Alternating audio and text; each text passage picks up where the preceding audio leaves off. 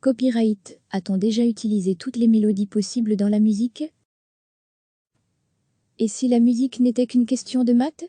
Après tout, dans notre musique occidentale, il n'y a que 7 notes, do, ré, mi, fa, sol, la, si. Si l'on rajoute les altérations, dièse et bémol, ça fait 12 notes avec lesquelles jongler. Les possibilités sont extrêmement élevées, mais pas infinies. C'est du moins la thèse de deux Américains, Damien Ril et Noah Rubin, qui se sont penchés sur la question pour développer un algorithme capable de créer toutes les mélodies possibles. L'idée est simple, de la même manière que les hackers peuvent développer un algorithme pour tester toutes les combinaisons possibles. Pour craquer un mot de passe, celui-ci peut tester et répertorier toutes les combinaisons de notes. Damien Ril, par ailleurs avocat, explique dans une conférence TEDxTalk le but de cette expérience: remettre en question le système actuel du copyright. Le système des copyrights ne marche plus, il doit être mis à jour, explique Damien Ril. Il prend pour exemple les cas nombreux de procès pour plagiat, Sam Smith et son tube Stay With Me, 2015, qui reprend la même mélodie, Cui ou On Back Down de Tom Petty, 1989, Dark Horse, 2013, de Katy Perry calqué sur Joyful Noix de Flamme, 2008, et surtout Miss Willor de George Harrison en 1970, qui avait été accusé de plagier Sophine du groupe The Chiffon en 1963. À l'époque, la justice avait reconnu que George Harrison avait plagié inconsciemment la chanson. Pour Damien Ril et Noah Rubin, c'est là que réside tout le problème. Est-ce que si deux chansons se ressemblent, c'est du plagiat, de l'inspiration involontaire ou si, tout bonnement, l'artiste n'a fait que piocher dans un nombre limité de mélodies de la musique occidentale? C'est la raison de la création de son algorithme, prouver que tout a déjà été fait, ou potentiellement risque de l'être rapidement. La base de données est particulièrement faible, résume-t-il. Au bas mot, 68,7 milliards de mélodies. Mais peut-on vraiment considérer que l'ensemble des mélodies est un nombre fini qui atteint ses limites? L'expérience est intéressante, mais entre elle et la vérité, il y a un grand fossé, estime Béatrice Thiriet, compositrice et commissaire à la Société des auteurs, compositeurs et éditeurs de musique, SACEM, en France. Comment prétendre que tout a déjà été composé? Selon elle, cela n'a pas beaucoup de sens de considérer que le nombre de mélodies est limité. Pour la compositrice, l'un des problèmes de la thèse de Ril et Rubin, c'est ce qu'ils entendent par mélodie. C'est assez laborieux de donner une définition, explique-t-elle. Ils ne parlent que des notes, pas du rythme, ou de l'accentuation. Selon elle, pour adhérer à cette définition de la mélodie, il faut réduire le spectre. Or, une mélodie peut être tonale, atonale, un mode, bref, tout n'est pas aussi simple.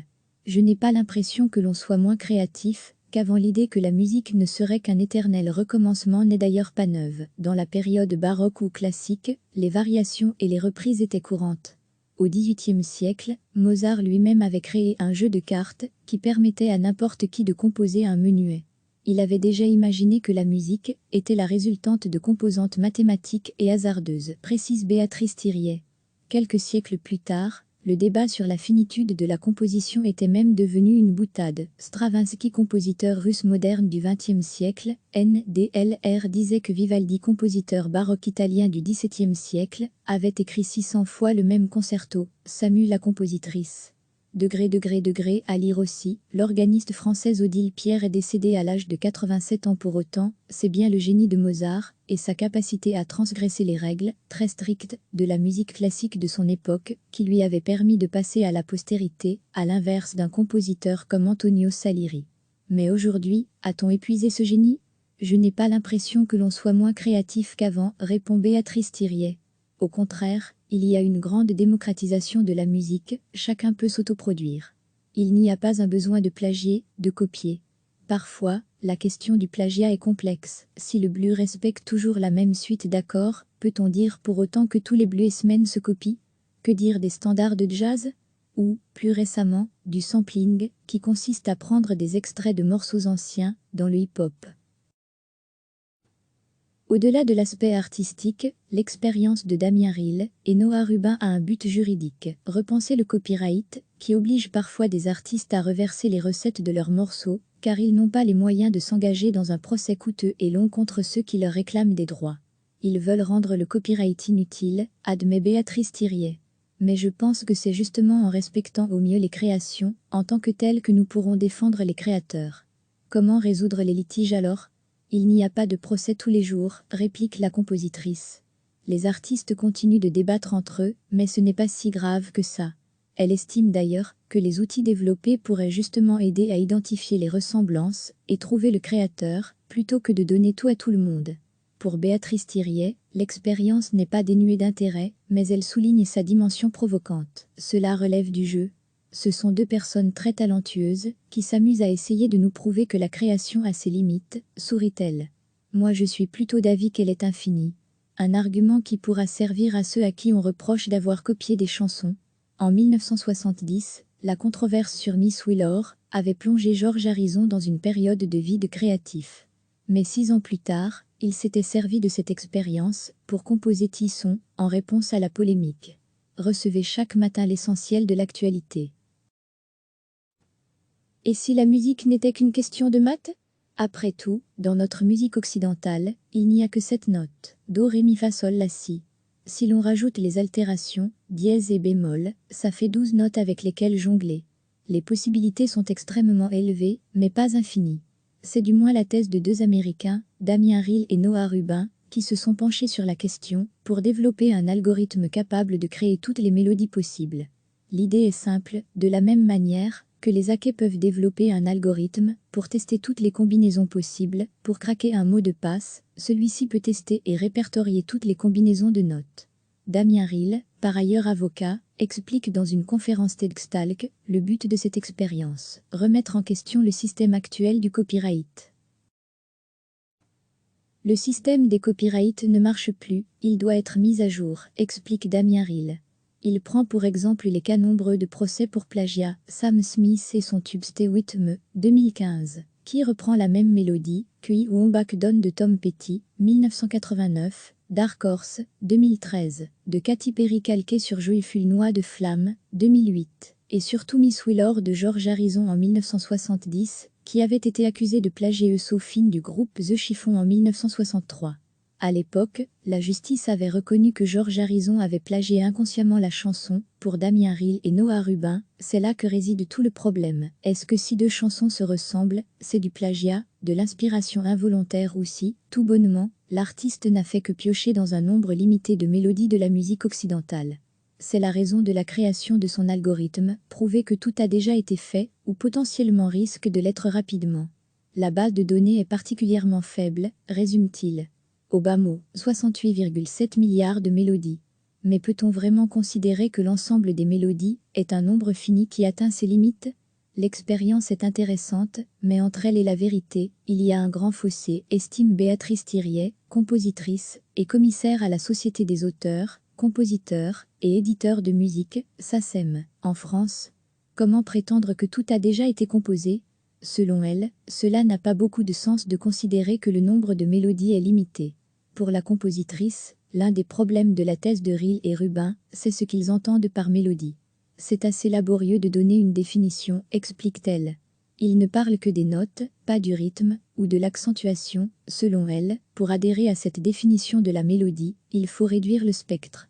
Or, une mélodie peut être tonale, atonale, un mode, bref, tout n'est pas aussi simple. Je n'ai pas l'impression que l'on soit moins créatif qu'avant. L'idée que la musique ne serait qu'un éternel recommencement n'est d'ailleurs pas neuve. Dans la période baroque ou classique, les variations et les reprises étaient courantes.